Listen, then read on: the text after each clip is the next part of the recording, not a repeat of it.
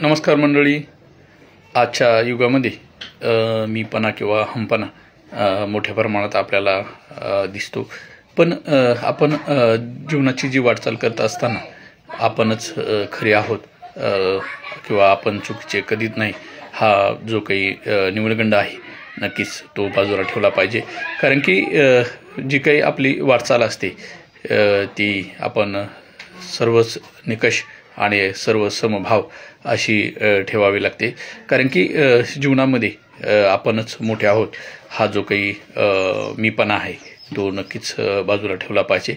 कारण की या वाटेवर स्वतःचं अस्तित्व निर्माण होत असताना आपण जो काही मीपणा आहे तो आपण आपल्याशी जो काही अंगाला जास्त चिटकतो. पण हा जो मीपणा आहे तो बाजूला ठेवून आपण जी वाटचाल केली तर नक्कीच सुखकर होईल. धन्यवाद.